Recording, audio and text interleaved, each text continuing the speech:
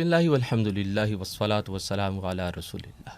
السلام علیکم ناظرین، آپ کا میزبان خاور عظیم قادری آپ کی خدمت پہ حاضر ہے۔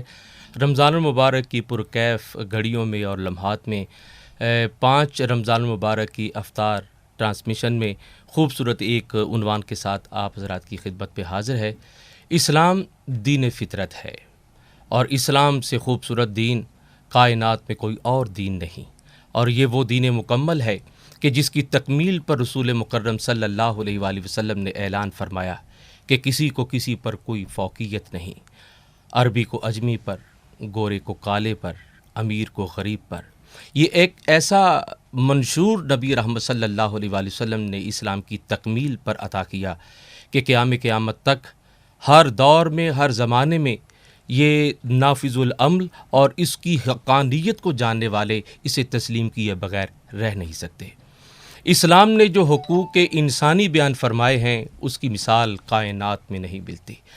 میں اس نبی آخر زمان کی ذات پر کروڑوں سلام کیوں نہ بھیجوں کہ جس نبی رحمت صلی اللہ علیہ وآلہ وسلم نے نہ صرف انسانی حقوق کے حوالہ سے فرمایا بلکہ چرندوں، پرندوں، درندوں، خزیندوں کے حقوق کے بارے میں بھی فرمایا۔ یہی وجہ ہے کہ کائنات کی ہر مخلوق اپنے حقوق کے حصول کے لیے دربار مصطفیٰ کریم صلی اللہ علیہ وآلہ وسلم میں ملتجی نظر آئی، چاہے وہ چڑیا ہو، چاہے وہ ہرنی ہو، چاہے وہ اونٹ ہو۔ ہر مخلوق کے لیے آپ رحمت بن کر تشریف لائے، اور رحمت للعالمین نے جس انداز میں کائنات میں بسنے والی مخلوقات کے حقوق عطا کیے، کائنات میں کوئی ایسا رہبر، کوئی ایسا امام نظر نہیں آتا۔ یہی وجہ ہے کہ اسلام کی حقانیت نبی رحمت صلی اللہ علیہ وآلہ وسلم کی عطا کردہ خوبصورت سیرت کی مرہون مدت ہے۔ عزیزان گرامی قدر، چونکہ آج کی یہ تقریب اور آج کا یہ پروگرام اور آج کی یہ افطار ٹرانسمیشن جو ہے ایک خوبصورت موضوع کے ساتھ ہم آپ کے سامنے اسلام اور انسانی حقوق کے حوالہ سے جو ہے وہ پیش کریں گے۔ آج کی اس خوبصورت ٹرانسمیشن میں ہمارے مہمان میرے شہر کا، میرے ملک کا ایک ایسا عظیم مذہبی اسکالر اور ایک ایسا علمیت کا مینارہ نور کی حیثیت رکھنے والا ایک ایسا فرد خاص ہے کہ جو اسلام اور شاہ اسلام کے شاعر کو بیان کرنے میں اس درجہ محترم ہے کہ بڑے بڑے قد آور صاحبان علم بھی ان کی تقریب میں سر جھکائے دکھائی دیتے ہیں۔ میری مراد عزیزم حافظ ذوالفقار علی صاحب آج کی اس ٹرانسمیشن میں ہمارے مہمان ہیں۔ حضرت آپ کو خوش آمدید کہتے ہیں۔ آج کی اس ٹرانسمیشن میں یہ بہت خوبصورت ایک عنوان ہے کہ جو پوری دنیا میں 9 چینل کے ذریعہ سے پہنچ رہا ہے کہ اسلام انسانی حقوق کے حوالہ سے کیا کہتا ہے۔ اس سے قبل کہ گفتگو کا سلسلہ شروع کیا جائے، میں اپنے ناظرین سے گزارش کروں گا کہ ہمارے اس پروگرام میں آپ شامل رہیں، اور ہماری حد الامکان کوشش ہوگی کہ اسلام کے تشخص اور اس کے حسن کے حوالہ سے اور انسانی حقوق کے حوالہ سے جو قرآن و سنت اور نبی علیہ الصلوۃ والسلام کی سیرت ہمیں بتاتی ہے وہ آپ حضرات کے سامنے پیش کر سکیں۔ حضرت، سب سے پہلے میں آپ سے یہ گزارش کروں گا کہ آپ قرآن کریم کی روشنی میں ہمیں یہ بتائیں کہ حق کسے کہتے ہیں۔ جی، بسم اللہ الرحمن الرحیم۔ بہت شکریہ آپ کا اور اس چینل کا کہ جنہوں نے مجھے اس خوبصورت ٹاپک پر گفتگو کا موقع فراہم کیا ہے۔ جی، سب سے پہلے میں یہ بتانا چاہوں گا کہ حقوق جو ہے یہ حق کی جمع ہے۔ جی، اور حق کا اگر ہم لفظی، لغوی اور اصطلاحی معنی جی، اگر ہم سمجھ لیں تو ہمیں حقوق کا یہ سارا جتنا بھی حقوق کی بحث ہوگی اس سمجھنے میں بڑی آسانی رہے گی۔ جی، تو سب سے پہلے حق کے حوالے سے، حق جو لفظ ہے یہ اس میں اہم ترین جو چیز ہے وہ یہ ہے کہ حق اللہ تعالیٰ کے اسماء میں سے ایک قسم بھی۔ سبحان اللہ، سبحان اللہ۔ اور اہل لغت نے حق کی جتنی بھی تعریفات کی ہیں جی، ان میں 2 چیزیں جو ہیں ان کے گرد وہ ساری تعریفات گھومتی ہیں۔ جی، ان میں ایک ہے ثبوت اور ایک ہے وجوب۔ اللہ، حق کا جو مفہوم ہے ثابت ہونا اور واجب ہونا، اور چونکہ حق تعالیٰ کی ذات جو ہے وہ بھی واجب الوجود ہے، سبحان اللہ، تو یہ اس میں مفہوم پایا جاتا ہے۔ جی، اگر اصطلاحی لحاظ سے ہم دیکھیں تو جتنی بھی تعریفات اصطلاحی کی گئی ہیں ان کا اگر خلاصہ نکال لیا جائے تو وہ یہ بنے گا کہ ہر وہ منفعت، جی، ہر وہ سہولت، ہر وہ فائدہ، جی، ہر وہ ملکیت جی، کہ جس کا کوئی آدمی مستحق ہو سکتا ہے جی اس کو وہ ملنا چاہیے، وہ اس کا حق ہے۔ حق ہے، ٹھیک یہ ہے، سادہ لفظوں میں اس کی صحیح۔ تعریف ہو گئی۔ ہوں ہوں، اللہ رب العزت نے قرآن کریم میں انسان کو تمام مخلوقات میں سے سب سے زیادہ صاحب فضیلت قرار دیا ہے۔ سبحان اللہ۔ اللہ رب العزت کا ارشاد ہے سورہ بنی اسرائیل کے اندر، وَلَقَدْ كَرَّمْنَا بَنِي آدَمَ، جی، ہم نے بنی آدم کو تکریم عطا فرمائی ہے، اللہ اللہ، عزت عطا فرمائی سبحان ہے، اللہ، احترام سبحان عطا فرمایا ہے۔ واہ، تو انسان وہ مخلوق ہے جس کو اللہ رب العزت نے سب سے زیادہ محترم مخلوق رکھا ہے۔ جی اسی طرح اللہ رب العزت نے سورۃ الحجرات کے اندر جی، ارشاد فرمایا کہ ہم نے تمام انسانوں کو ایک مرد اور ایک عورت سے پیدا کیا اور ان کے قبائل بنا دیے، ان کے خاندان بنا دیے۔ جی، وہ قبائل اور خاندان کسی عظمت کی بنیاد پر نہیں، اچھا جی، بلکہ اس بنیاد پر بنائے گئے ہیں جی، کہ آپس میں تمہارا تعارف ہو سکے، واہ واہ، ایک دوسرے کے ساتھ امتیاز رہے۔ جی، صرف تعارف کے لیے ہیں تو پھر یہ سوال پیدا ہوتا ہے کہ اے مولا، پھر عزت کا معیار کیا ہے، تکریم کا معیار کیا ہے؟ سبحان تو اللہ، اس کے لیے اللہ رب العزت نے ارشاد فرمایا، ان اکرمکم عند اللہ اتقاکم، واہ واہ واہ، جو اللہ رب العزت سے جتنا زیادہ ڈرنے والا ہے، جتنا زیادہ صاحب تقویٰ ہے، وہ اتنا ہی اللہ رب العزت کے ہاں زیادہ صاحب سبحان اللہ، تکریم ہے، سبحان صاحب عظمت ہے۔ جی، اسی طرح حضور اکرم علیہ الصلوۃ والسلام نے ارشاد فرمایا خطبہ حجۃ الوداع کے موقع پر جی، اور دیگر مقامات پر بھی، جی، آپ نے واضح طور پر، جیسا کہ آپ نے انٹرو میں بھی اس بات کی طرف اشارہ کیا ہے، جی، حضور اکرم علیہ الصلوۃ والسلام نے فرما دیا کہ تمام انسان برابر ہیں، برابر ہے، برابر اللہ ہیں۔ اکبر، یعنی اس کا سبحان مطلب اللہ، یہ ہے کہ سبحان اللہ، تمام انسانوں کو انسان ہونے کے ناطے حقوق برابر کے ملنے چاہیے۔ سبحان اللہ، یہ پہلا اشارہ اس میں واہ واہ، فرمایا آپ نے کہ کسی عربی کو کسی اجمی پر، کسی اجمی کو کسی عربی پر، کسی کالے کو گورے پر، گورے کو کالے پر کوئی فضیلت نہیں ہے، اللہ اکبر، تمام انسان برابر ہیں۔ اور برابر اسی خطبہ میں آپ نے کچھ وقفے کے بعد، یعنی آگے ایک جی، اور جو الفاظ اس سے ملتے جلتے ملتے ہیں، جی، فرمایا تم سب آدم کی اولاد ہو، جی، اور آدم علیہ السلام جو ہیں وہ مٹی سے پیدا کیے گئے، اللہ اکبر، تو سبحان اللہ، اس لحاظ سے تم انسان ہونے کے حوالے سے سب برابر ہو، اور تمہارے حقوق جو ہیں وہ بھی سب برابر ہیں۔ ہے، تو قرآن و حدیث کی روشنی میں ہمیں یہ ملتا ہے کہ جو انسان کے حقوق ہیں اور جو انسان سب سے افضل مخلوق ہے، جی، اس کے حقوق اللہ رب العزت نے جی، اپنے کلام پاک کے ذریعے اور اپنے رسول پاک کے ذریعے واہ اللہ رب العزت نے سبحان خود اللہ، متعین فرما دیے۔ سبحان اللہ، سبحان یہاں پر ابتدا میں ہی ایک اور چیز جس کا ذکر ضروری ہے اور جس کو سمجھ لینا ضروری ہے، جی، وہ یہ ہے کہ حق اور فرض، جی، ان کا آپس میں بڑا گہرا واہ تعلق واہ ہے، واہ واہ واہ، کیا بات ہے، لازم و ملزوم کا تعلق سبحان ہے۔ اللہ، سبحان حقوق و فرائض عام طور پر ہم الفاظ سنتے ہیں، لیکن جی، اگر ہم ان کے تعلق پر تھوڑا سا غور کریں، اچھا، حقوق حقوق اور ہیں اور فرائض اور ہیں۔ فرائض اور ہیں، جی، لیکن در حقیقت حق ہی فرض ہے اور فرض ہی حق اللہ ہے۔ اللہ، اچھا قبلہ، اس سے قبل کہ آپ حقوق و فرائض کے حوالہ سے بیان فرمائیں، ابھی جو آپ نے بات کی نبی رحمت صلی اللہ علیہ وآلہ وسلم کے خطبہ کے حوالہ سے کہ کسی کو کسی پر کوئی فوقیت نہیں ہے، اور ساتھ یہ بھی فرما دیا کہ فوقیت اور فضیلت کا اہتمام اسی بات سے ہو سکتا ہے کہ کوئی تم میں سے سیرت و کردار میں اعلیٰ ہو۔ تو حقوق و فرائض کے حوالہ سے ظاہری سی بات ہے کہ ہمارے معاشرہ میں احباب کو یہ بھی علم نہیں ہے کہ ہمارے حقوق کیا ہیں اور ہمارے فرائض کیا ہیں۔ تو اس حوالہ سے آپ نے بڑی خوبصورت بات کی، اور ہمارے ناظرین تک یہ پیغام آج روز روشن کی طرح واضح ہوگا کہ حقوق کیا ہیں اور فرائض کیا ہیں۔ اس حوالہ سے آپ تھوڑا سا مفصل ہمیں بتائیں تاکہ ہمارے ناظرین تک اس کی حقانیت پہنچے۔ جی، حقوق اور فرائض کا جو باہمی تعلق ہے جی، وہ یہ ہے کہ ایک ہی چیز ایک طرف سے حق ہوتی ہے جی، اور دوسری طرف سے وہ فرض ہوتی ہے، اچھا اچھا، یہ اس صحیح، میں تلازم ہے، ٹھیک ہے، لازم اور ملزوم کا تعلق ہے۔ صحیح، ایک ہی رشتہ ہے جی، یا ایک ہی چیز ہے، ایک ہی تعلق ہے، جی، ایک طرف سے وہ حق ہے اور دوسری طرف سے وہ فرض ہے۔ مثلا اولاد کے حقوق یہ ہیں کہ ان کی اچھی تربیت کی جائے، اللہ اللہ، اپنی استطاعت کے مطابق ان کو اچھا رہن سہن فراہم کیا جائے، وغیرہ وغیرہ۔ جی جی، لیکن یہ سارے کے سارے والدین پر فرض ہیں۔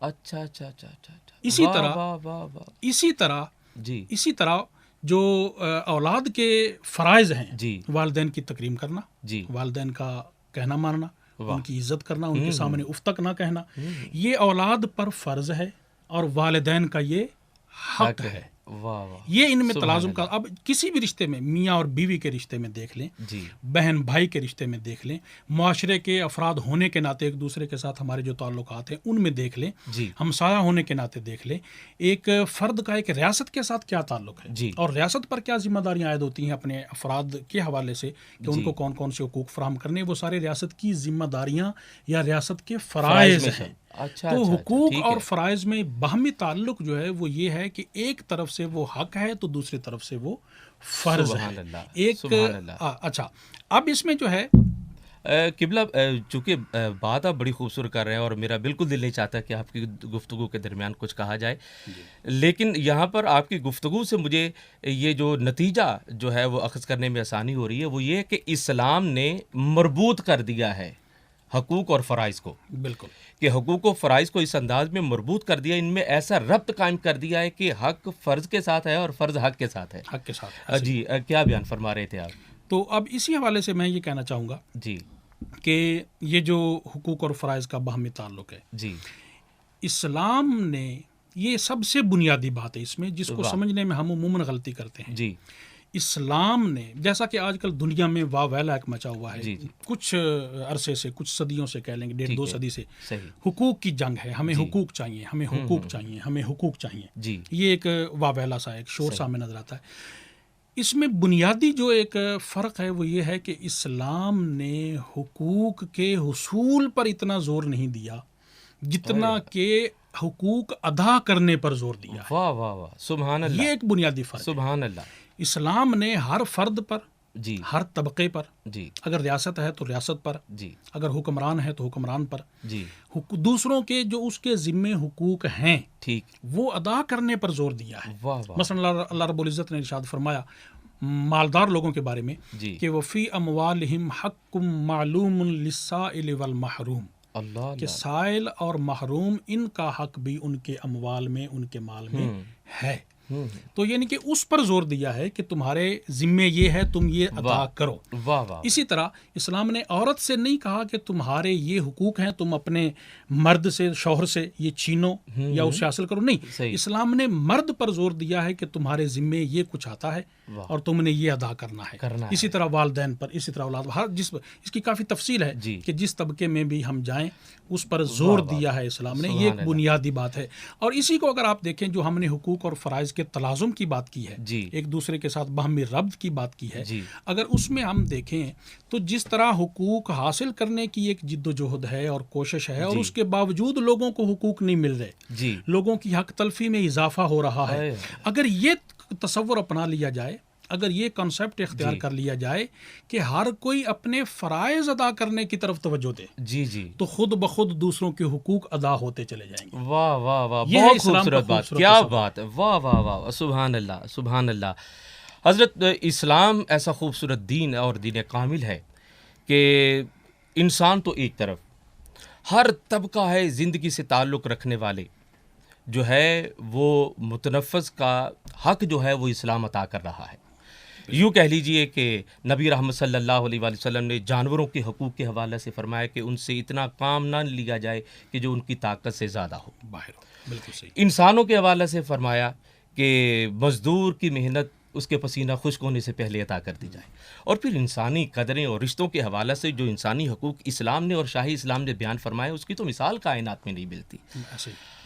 اسلام اور مغرب, اب چونکہ دونوں تہذیبیں جو ہیں وہ انسانی حقوق کے حوالے سے کئی دہائیوں سے آمنے سامنے نظر آتی ہیں.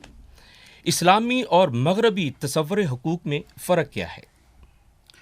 جی, اس میں جو آپ نے یہ کہا ہے کہ ہمیں آمنے سامنے نظر آتی ہیں, جی تو یہ کچھ یعنی کہہ لیں کہ ہم 200-300 سال سے, جی 200-300 سال سے مغرب میں جو حقوق کا ایک تصور ڈیولپ ہوا ہے جی اور لوگوں نے اس کے لیے جد و جہد کی ہے, صحیح. تو وہ جب کہ اسلام نے تو اتنا عرصہ قبل 1400 سال سے بھی زیادہ ہو گئے ہیں, جی بے, اسلام نے جس کے جو حقوق تھے وہ اس کو عطا فرما دیے ہیں. سبحان اللہ. اور اسلامی ریاستیں ہماری جو ہیں, اسلامی حکومتیں جو ہیں, خلافت راشدہ ہے, جی. ان میں ان لوگوں کو ان کے حقوق ملتے رہے ہیں, سبحان وہ اس سے اللہ. مستفید ہوتے رہے ہیں. سبحان اللہ. ایک تو یہ چیز ہے. سبحان اللہ. دوسرا یہ ہے کہ جو آپ نے سوال کیا کہ اسلامی اور مغربی تصور حقوق، حقوق کا جو ایک تصور اسلامی ہے اور حقوق کا ایک تصور جو مغربی ہے، اس میں بنیادی فرق کیا ہے؟ ایک تو فرق وہی ہے کہ جو میں نے اپنے اس سے قبل گفتگو میں عرض کر چکا ہوں کہ اسلامی جو تصور حقوق ہے وہ فرائض کی ادائیگی پر اس کا سارا دار و مدار ہے کہ اپنے فرائض ادا کریں، جبکہ مغربی تصور حقوق جو ہے وہ یہ ہے کہ اپنے حق حاصل کریں، ایک چیز۔ دوسری چیز یہ ہے کہ جو مغربی تصور حقوق ہے یہ اس کے پیچھے ایک طویل جد و جہد ہے۔ حکمرانوں سے لوگوں نے لڑ کے جھگڑ کے حقوق حاصل کیے ہیں، مختلف طبقات نے پوری جد و جہد کر کے کوشش کر کے، اور اب بھی وہ پوری طرح لوگوں کو میسر نہیں ہے۔ جو طاقتور ہے، چاہے وہ ملک ہے، چاہے وہ ریاست ہے، چاہے وہ فرد ہے، وہ دوسرے پر ظلم کرنے سے باز نہیں آ رہا، اس کے حق چھیننے سے باز نہیں آ رہا۔ آج بھی عالمی تناظر میں آپ دیکھ لیں، عالمی منظرنامے پر یہی کچھ نظر آتا ہے۔ لیکن اسلام نے جو حقوق عطا فرمائے ہیں یہ کسی بادشاہ کے عطا کردہ نہیں ہے، یہ کسی مقتدر طبقے کے عطا کردہ نہیں ہے، یہ اللہ رب العزت کے عطا کردہ ہیں، جو انسان کا خالق ہے اور جو سب سے بہتر سمجھتا ہے کہ انسان کو کن کن حقوق کی کس طبقے کے کون سے حقوق ہونے چاہیے۔ یہ ایک بنیادی فرق ہے۔ ایک ترقی یافتہ جو مغربی تصور رکھتے ہیں حقوق انسانیت کے حوالے سے، آپ کی اس گفتگو سے یہ پتہ چلتا ہے کہ وہ آج بھی تکمیل طلب ہے، جبکہ اسلام میں جو انسانی حقوق ہے وہ کامل و اکمل ہے، جو نبی رحمت صلی اللہ علیہ وآلہ وسلم کی سیرت طیبہ سے ہمیں ملتا ہے، اور حضرات صحابہ کرام نے وہ نافذ کرتے ہوئے قیامت تک کے لیے جو ہے وہ انسانیت کے لیے جس انداز میں ایک خوبصورت تشخص اسلام کا پیش کیا ہے انسانی حقوق کے حوالے سے، اس کی مثال نہ قائم ہو سکتی ہے نہ بن سکتی ہے۔ حضرت یہ بات بڑی عجیب ہے، تحدیث نعمت کے طور پر عرض کرتا ہوں، یورپ میں بھی میں گیا اور یورپ میں بھی میں نے دیکھا، اور خصوصیت کے ساتھ برطانیہ میں میں نے دیکھا انسانی حقوق پر بڑا کام ہو رہا ہے اور ترقی یافتہ معاشرہ اسے تصور کیا جا رہا ہے، اور ہمارے ہاں بھی مغرب کی مثالیں دی جاتی ہیں کہ مغرب ترقی یافتہ ہے، انسانی حقوق کی وہاں پر پاسداری ہے، لیکن بڑی عجیب بات ہے اور بڑی یہ خوشی کی بھی بات ہے کہ وہ ترقی یافتہ معاشرہ کہ جس کی مثالیں اہل مشرق دیتے ہیں کہ وہ بہت اعلیٰ انسانی حقوق کے حوالے سے، وہاں بھی میں نے دیکھا تو حضرت عمر کا لا جو ہے وہ نافذ ہے، جسے عمر لا کہتے ہیں، یعنی انسانی حقوق کی پاسداری کے لیے بھی اسلام سے جو ہے وہ استفادہ مغرب بھی کر رہا ہے، اور اس بات سے یہ نتیجہ اخذ کیا جا سکتا ہے کہ جو مغرب میں تصور ہے انسانی حقوق کا وہ بھی اسلام سے اخذ کیا گیا ہے۔ اسلام دین فطرت ہے، اس سے خوبصورت دین کائنات میں کوئی اور دین نہیں۔ ہمارے ناظرین ہمارے ساتھ رہیں گے، مختصر بریک کے بعد آپ کی خدمت میں حاضر ہوتے ہیں۔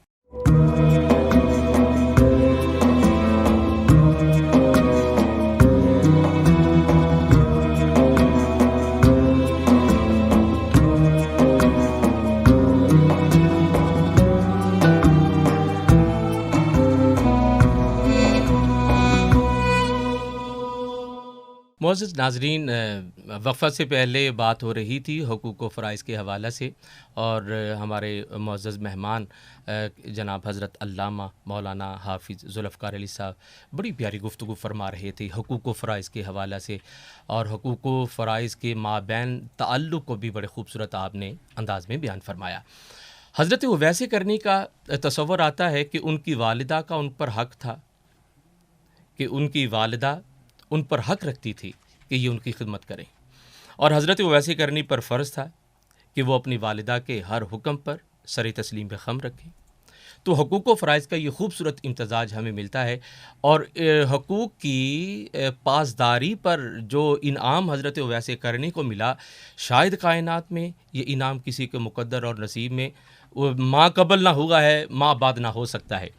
حقوق کی پاسداری کا سب سے خوبصورت پہلو یہ ہے کہ خود نبی آخر الزماں محسن انسانی جناب محمد مصطفیٰ صلی اللہ علیہ وآلہ وسلم نے جو ہے وہ انسانی حقوق کے حوالہ سے اور والدہ کے خدمت کے حوالہ سے جو انعام عطا فرمایا اس کی مثل کائنات میں نہیں ملتی کہ حضرات صحابہ کرام حضرت عمر اور حضرت علی علیہ الرضوان کو اپنا جبہ دے کر کہا کہ اویس کو دینا اور کہنا کہ میری امت کے لیے دعا فرمائیں. میں سمجھتا ہوں کہ حقوق و فرائض کی ادائیگی کے اس خوبصورت عمل پر جو سب سے خوبصورت اور بڑا ایوارڈ ہے وہ نبی رحمت صلی اللہ علیہ وآلہ وسلم نے عطا فرمایا ہے. اور انسانی حقوق کی جو پاسداری حضرت اویس کرنی کے ذریعے سے ہوئی، اس کی تعمیل، اس کی تکمیل اور اس کی تعظیم اور تکریم کے حوالے سے اس سے بڑا اور انعام ہو نہیں سکتا. حضرت اسلام میں بنیادی انسانی حقوق کون سے ہیں اور وہ طبقات کون سے ہیں کہ جن کے حقوق پر اسلام نے زیادہ زور دیا ہے؟ جی، بسم اللہ الرحمن الرحیم. اسلام وہ پہلا نظام ہے، نظام حیات ہے یا پہلا دین ہے جی، جس نے سب سے پہلے زندہ رہنے کے حق کو بطور حق متعارف کیا. واہ واہ، سبحان اللہ، سبحان اللہ. سب سے جو پہلا اور بنیادی حق ہے اسلام میں جی، وہ حق زندگی ہے. سبحان اللہ. حضور اکرم علیہ الصلوۃ والسلام نے یہ حق زندگی جو ہے یہ تمام انسانوں کو عطا فرمایا. واہ. اس میں صرف مسلمانوں کو نہیں جی. بلکہ غیر مسلموں کو بھی حضور اکرم علیہ الصلوۃ والسلام نے یہ حق جو ہے یہ عطا فرمایا ہے. واہ واہ. اللہ رب العزت قرآن پاک میں ارشاد فرماتا ہے جی، کہ جس نے کسی ایک جان کو بھی بغیر کسی حق کے قتل کر دیا اللہ اکبر. گویا اس نے پوری انسانیت کا قتل کر دیا. اللہ اکبر، کیا خوب پیغام ہے. اور یہ اس میں کوئی تخصیص نہیں ہے کہ چاہے وہ مسلم ہے یا غیر مسلم ہے، نہیں، بغیر کسی تخصیص واہ کے واہ واہ، کوئی بھی انسانی جان ہے واہ واہ واہ. اس کو بغیر کسی وجہ کے جس نے تلف کر دیا اس نے گویا کہ پوری انسانیت کو اور اسی کا جو مفہوم مخالف ہے وہ دیکھیے جی، کہ جس نے ایک انسانی جان کو بچایا اچھا جی، اس نے گویا پوری انسانیت کو واہ بچایا. واہ واہ واہ، یہ اللہ سبحان رب اللہ. العزت نے قرآن مجید میں ارشاد فرمایا ہے. تو کوئی گویا کہ تخصیص نہیں ہے کہ اس مسلم ہے میں یا کوئی غیر تخصیص مسلم. نہیں کیا ہے. بات ہے. من قتل نفسا، ہاں ہاں ہاں، نفس کی بات ہے، اللہ انسانی اکبر. جان کی بات ہے، اللہ اکبر. چاہے وہ مسلم ہے چاہے وہ غیر مسلم ہے، اس میں اللہ رب العزت نے تخصیص رکھی ہی ہاں نہیں ہے. ہاں، واہ تو واہ واہ. اسلام وہ پہلا دین ہے جس نے حق کی زندگی عطا فرمایا بہت ہے. خوب. اور سبحان یہ اللہ. حق کی زندگی یہ کسی صورت بھی کوئی انسان دوسرے سے چھین نہیں سکتا ہے. چند مخصوص صورتیں ہیں وہ جو اسلام کے جو حدود ہیں، جی جی، قصاص ہے، ان میں وہ الگ چیز ہے. اور وہ بھی اس لیے ہے، اس کا بھی فلسفہ دیکھیں. اسلام کی جو سزائیں ہیں اور جی. اسلام کی جو حدود ہیں جی، ان کا بھی فلسفہ یہ ہے کہ جس طرح جسم کا کوئی عضو کینسر کا شکار ہو جائے، خرابی کا شکار ہو ٹھیک جائے ہے. اور اسے خطرہ ہو ڈاکٹرز کو کہ یہ باقی جسم کو بھی متاثر کرے گا، ٹھیک ہے، باقی سارے جسم میں یہ فساد پھیلائے گا، ٹھیک ہے. تو اس کو وہ کاٹ دیتے ہیں. ہوں. تو اس یہی مثال ہے کہ چند جو جن لوگوں پر حدود نافذ ہوتی ہیں وہ بھی اس لیے کہ وہ اس حد تک پہنچ چکے ہیں کہ وہ باقی معاشرے کے لیے خطرہ ہیں.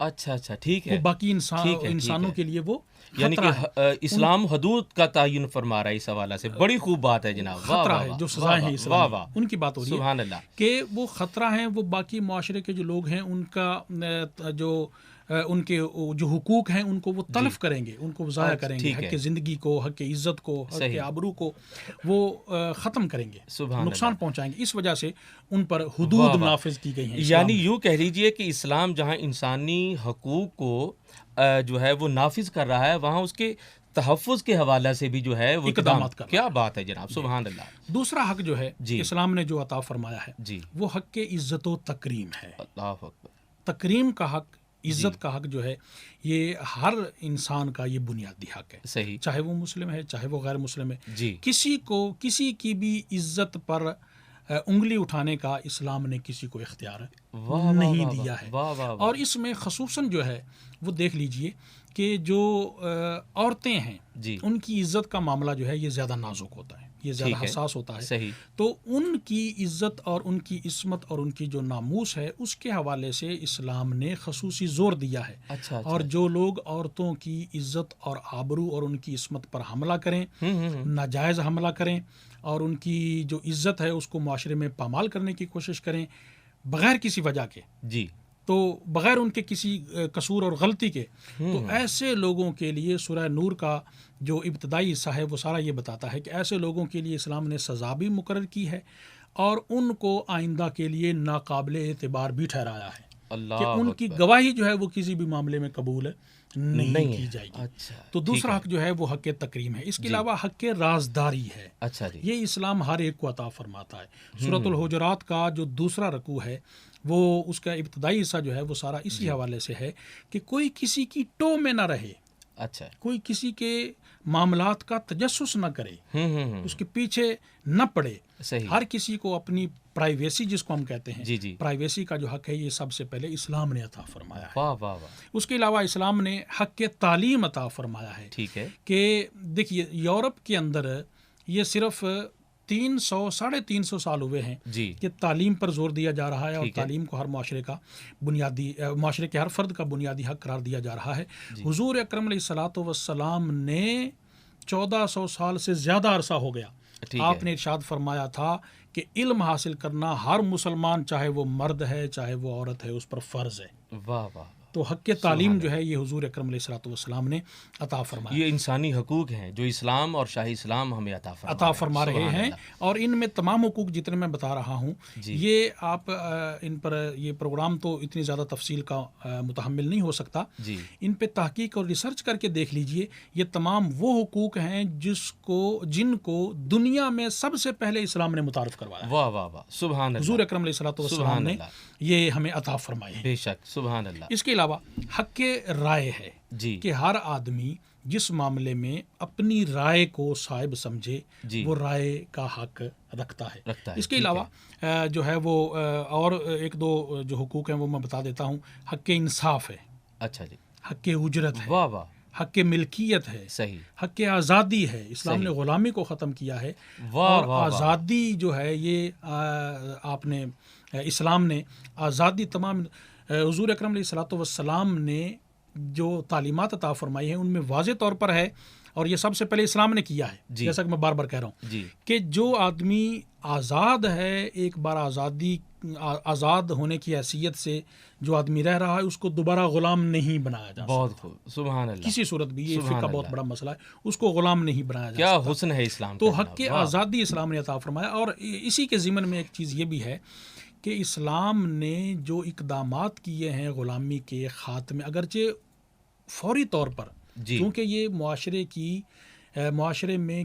کی رگوں میں پوری طرح یہ غلامی کا جو تصور ہے جی، اور غلامی کا جو نظام ہے یہ سرایت کیے ہوئے تھا، تو اسلام نے اگرچہ پوری طرح اس کو فوری طور پر ختم نہیں کیا، لیکن ایسے بنیادی اقدامات عطا فرمائے ہیں کہ جن کے نتیجے میں آہستہ آہستہ دنیا سے غلامی جو ہے وہ ختم ہو گئی، ختم ہو گئی۔ انسانوں کو کیا غلام بنا۔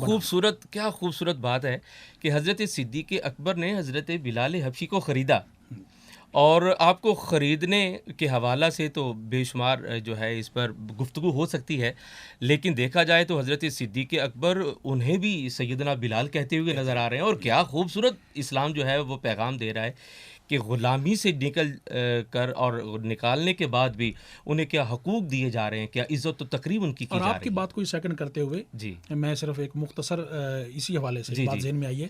ایک موقع پر حضور اکرم علیہ الصلوۃ والسلام ایک غزوہ کے لیے جی، مدینہ منورہ سے باہر تشریف فرما ہے، جی، تو اس علاقے کا ایک سیاہ فام آدمی آپ کی خدمت میں حاضر، غلام تھا وہ۔ اچھا جی، اس نے کہا کہ اگر جی، میں اس وقت غلام ہوں اور سیاہ فام بھی ہوں، ٹھیک ہے، ان دونوں وجہ سے میری معاشرے میں کوئی عزت نہیں ہے، صحیح، کوئی مقام نہیں ہے، ٹھیک، اگر میں کلمہ پڑھ لیتا ہوں تو جی، مجھے عزت کیا ملے گی؟ تو ہوں، حضور اکرم علیہ الصلوۃ والسلام نے فرمایا کہ تمہارا وہی مقام ہوگا جو صدیق و فاروق کا ہے۔ اللہ اللہ اللہ، سبحان اللہ، یہ حق سبحان تمہیں ملے اللہ، سبحان اللہ، سبحان اللہ۔ اور آج بھی جو ہے وہ انسانی حقوق پر بات کرنے والے انگشت بدندہ نظر آئیں گے، اور اس وقت بھی سرداران مکہ نظر آئے کہ جب مکہ فتح ہوا تو سرداران مکہ حیرت کدہ میں گم تھے کہ وہ بلال جو کل ہمارا غلام تھا، تپتی ہوئی ریت پر جسے ہم لٹاتے تھے اور انگارے جس کی زبان پر رکھتے تھے، آج وہ دیکھ کر حیران ہیں کہ جس کعبہ کی چوکھٹ کو بوسہ دینا ہم اپنے لیے سعادت سمجھتے ہیں، اس کعبہ کی چھت پر بلال کے قدم ہیں۔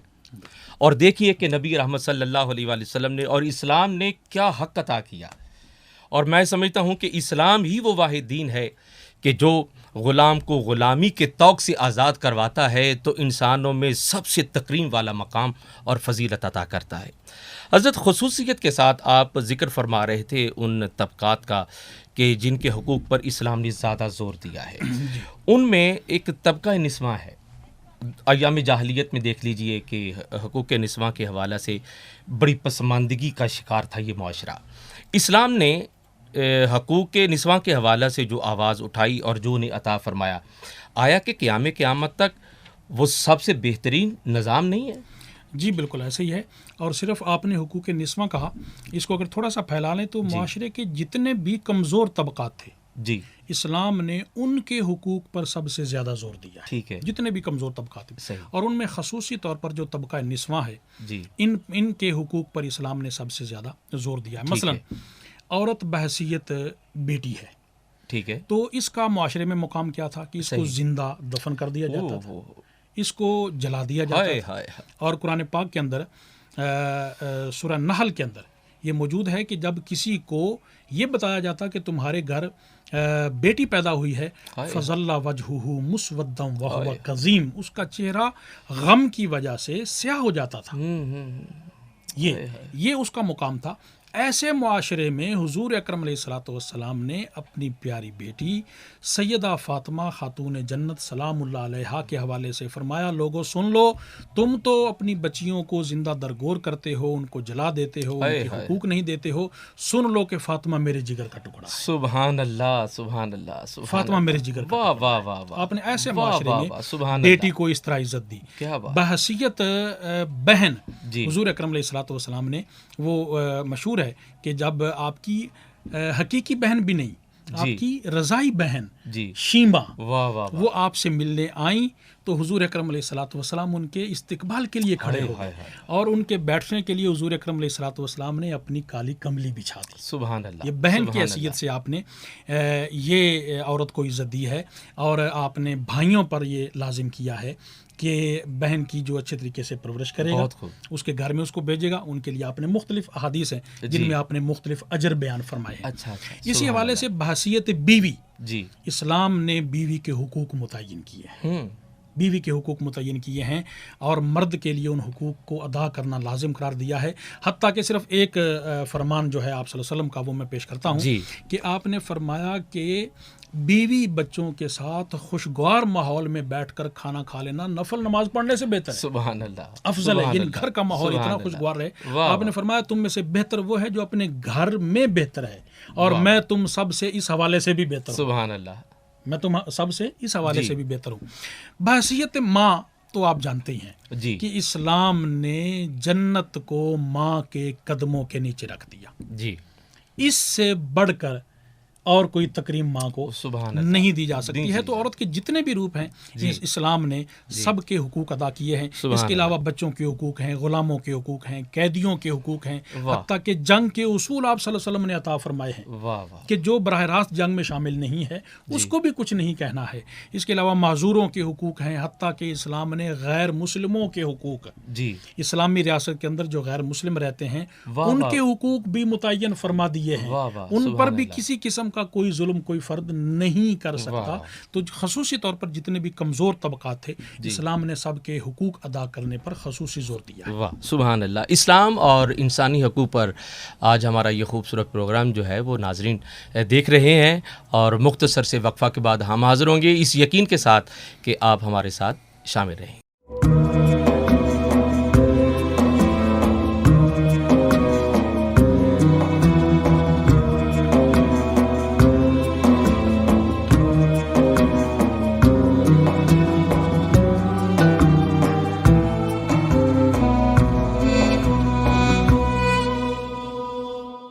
اپنے معزز ناظرین کو بار دیگر اسلامی عقیدت پیش کرتے ہوئے آج خوبصورت عنوان پر گفتگو ہو رہی ہے، اسلام اور انسانی حقوق. اسلام نے انسانی حقوق کے حوالہ سے جس انداز میں خوبصورت اور بڑے ہی جامع انداز میں جو ہے وہ ایک نافذ العمل ہمیں جہان عطا کیا ہے، اور یوں کہہ لیجئے کہ سامان بقا ہے اسلام کی انسانی حقوق کی تعمیل اور تکمیل اور اپنے وجود پر نافذ کرنے کے حوالہ سے. یہ علیحدہ بات ہے کہ انسانی حقوق کے حوالہ سے کوئی اپنی انا کی جنگ لڑتا رہے، لیکن بقا جو ہے وہ اسلام ہی کے عطا کردہ انسانی حقوق میں مثمر ہے. ماں کے قدموں میں جنت کا جہاں، بہن غیرت و عصمت کا سامان، اور بیٹی جو ہے وہ رحمت کا ایک خوبصورت سامان. یہ اسلامی اقدار ہیں جو انسانی حقوق کے حوالہ سے عطا ہو رہے ہیں. حضرت بڑے خوبصورت انداز میں مظلوم اور وہ طبقہ جو پسماندگی کا شکار تھا، اسلام نے جو اسے حسن اور عزت عطا کی، اس سے قبل اس کے بعد کون اس انداز میں اس طبقے کو عزت عطا کرے گا. مجھے حضرت انسانی حقوق کے حوالہ سے مہاتما گاندھی کا وہ جملہ یاد آ رہا ہے، اور کہتا ہے کہ اگر میرے اختیار میں ہو تو میں ہندوستان میں وہ نظام رائج کروں جو رسول عربی صلی اللہ علیہ وآلہ وسلم نے مکہ اور مدینہ میں رائج کیا. یعنی انسانی حقوق کے حوالہ سے سب سے بڑی علم بردار اگر کوئی ریاست ہے تو وہ مکہ اور مدینہ حضور نبی صلی اللہ علیہ وآلہ وسلم کی اس خوبصورت سیرت کا مرصع اور مرقع کہ جس کی مثالیں قیامت تک جو ہے وہ دی جاتی رہیں گی. اور آج مغرب بھی اظہار رائے کی آزادی پر بڑی بات کرتا ہے. آپ بتائیں کہ جو نبی رحمت صلی اللہ علیہ وآلہ وسلم نے انسانی حقوق کے حوالہ سے اور آزادی رائے کے اظہار کے حوالہ سے جو ہے وہ بیان فرمایا، کیا تقابل کائنات مل کر بھی نبی رحمت صلی اللہ علیہ وسلم کے فرمان کا جو ہے وہ مقابلہ کر سکتی ہے؟ کسی صورت یہ ممکن نہیں ہے. جی دیکھیے، اسلام اتنا متوازن واہ دین ہے جی کہ جس نے ہر معاملے میں بہترین توازن قائم رکھا ہے. صحیح. اور ایسا توازن حضور اکرم علیہ الصلوۃ والسلام نے عطا فرمایا ہے. مثلا اب یہ دیکھیے کہ اب تک ہماری جو گفتگو ہے اس میں ہر طبقے کے جو حقوق ہیں مختصراً ہم نے ان کو بیان کیا کہ اسلام ان پر زور دیتا ہے. لیکن دوسری طرف یہ بھی دیکھیے توازن کیسے قائم کیا حضور اکرم علیہ الصلوۃ والسلام نے کہ اگر کسی کو اپنا حق استعمال کرنے میں ایسی صورتحال درپیش ہوتی ہے کہ کسی دوسرے کا حق متاثر ہوتا ہے، ٹھیک ہے، تو اسلام نے اس سے منع فرمایا. بہت مثلا حضرت سمرہ بن جندب رضی اللہ تعالیٰ عنہ، ان کی ایک کھجور تھی، اس کھجور تک جانے کے لیے ان کو ایک انصاری کے باغ میں سے گزرنا پڑتا تھا اور اس سے اس کا باغ متاثر ہوتا تھا. اس نے جب شکایت کی تو اگرچہ اس کھجور تک جانا ان کا حق تھا حضرت سمرہ کا، لیکن حضور اکرم علیہ الصلوۃ والسلام نے ان کو منع فرما دیا اور کھجور وہاں سے وہ اکھڑوا دی، نکلوا دی کہ آپ اپنا حق استعمال کر رہے ہیں لیکن ایسے طریقے سے استعمال کریں کہ اس سے کسی دوسرے کا حق متاثر ہو، تو اس سے بھی اسلام نے منع کر دیا. ایسا توازن قائم کیا ہے. مثلا آپ کے پاس کوئی ایسی چیز ہے، زمین ہے بہت ساری، جس کو آپ نے بغیر استعمال کے چھوڑا ہوا ہے، تو یہ بھی آپ اپنے حق سے تجاوز کر رہے ہیں. اس کو استعمال میں لائیں تاکہ لوگوں کا فائدہ ہو. آپ کے حق میں تو ہے، آپ چاہیں تو اس کو استعمال کریں یا نہ کریں، لیکن اسلام کی ترغیب یہ ہے کہ آپ اس کو استعمال میں لائیں، آپ اس کو کاشت کریں. اسی طرح آپ نے کسی سے کرائے پر کوئی سواری لی ہے تو اب یہ حق ہے کہ آپ اس پر کوئی چیز لا دیں، سامان، لیکن یہ جو اسلام کی تعلیمات ہیں ان کا خلاصہ یہ ہے کہ اس پر ضرورت کے مطابق لا دیں، جتنی اس کی کیپیسٹی ہے، ضرورت سے زیادہ آپ اس پر سامان نہیں لا سکتے ہیں. حضرت آج کی یہ نشست جو ہے یہ مختصر پڑ گئی، اسلام اور انسانی حقوق کے حوالہ سے یہ دورانیہ کم پڑ گیا. میں چاہوں گا کہ آپ ہمیں پھر وقت عطا فرمائیں اور ہم اس نشست کو مزید آگے لے کر چلیں، اسلام اور انسانی حقوق کے حوالہ سے اس پر مزید کلام کریں تاکہ ہمارے ناظرین جو ہیں وہ زیادہ سے زیادہ اسلام آگاہ ہوں اور ان تک یہ پیغام پہنچے کہ اسلام انسانی حقوق کے حوالہ سے کیا کہتا ہے. اپنے معزز ناظرین سے گزارش کروں گا، وقت افطار ہے اور وقت قبولیت ہے، دعائیں مقبول ہوتے ہیں. آئیے مل کر بارگاہ خداوند عالم میں دعا کرتے ہیں کہ اللہ ہمارے ملک پاکستان پر کرم فرمائے، اسلام کی اشاعت و ترویج کے حوالہ سے جو احباب مصروف عمل ہیں اللہ ان کی نصرت فرمائے. میں حضرت سے گزارش کروں گا، حضرت دعا فرمائیں. بسم اللہ الرحمن الرحیم. اللہم صلی علی سیدنا و مولانا محمد وعلی آل سیدنا و مولانا محمد وبارک وسلم علیہ. اللہم ربنا آتنا فی الدنیا حسنۃ وفی الآخرۃ حسنۃ وقنا عذاب النار.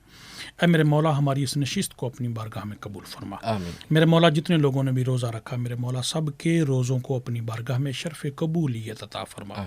اے میرے مولا ہمارے ملک کے پاک پاکستان کی خیر فرما.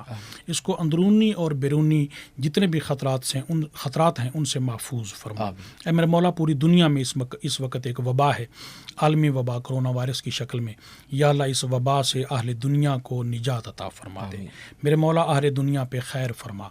اے آسمان والے، ہم زمین والے تیری رحمت کے محتاج ہیں، ہم تیری طرف دیکھ رہے ہیں. یا اللہ رحمت فرما دے اور اس وبا کو اپنی رحمت اور کرم سے ہم سے اٹھا دور فرما دے. مساجد کی رونقیں بحال ہو جائیں، تعلیمی اداروں کی رونقیں بحال ہو جائیں، معاشرے کی تمام رونقیں تیری رحمت سے بحال ہو جائیں. میرے مولا تو اپنا فضل فرما، کرم فرما. اس ملک پاکستان کی فلاح و بہبود کے لیے اور اس میں اسلام کے نفاذ کے لیے جتنے لوگ بھی جس طرح کی کاوشیں کر رہے ہیں میرے مولا ان کی کوششوں کو قبول فرما. اے اللہ اللہ ان کی کاوشوں میں برکتیں عطا فرما دے، ان کو ہر طرح کی سہولت اور رحمت عطا فرما دے۔ میرے مولا ہمارے معاشرے میں بھی جو کمزور طبقات ہیں ہمیں ان کے حقوق ادا کرنے کی توفیق عطا فرما۔ کمزور طبقات جتنے بھی ہمارے معاشرے میں ہیں میرے مولا ریاست کو بھی اور ہمیں بھی ان کے حقوق ادا کرنے کی توفیق عطا فرما، تاکہ معاشرے کا ہر فرد اور ہر طبقہ جو ہے وہ سر بلند ہو سکے۔ اے میرے مولا ہماری اس دعا کو اپنی بارگاہ میں شرف قبولیت عطا فرما۔ وصلی اللہ تعالی علی رسول خیر خلقی سیدنا و مولانا محمد وعلی آلہ و اصحابہ اجمعین برحمتک یا ارحم الراحمین۔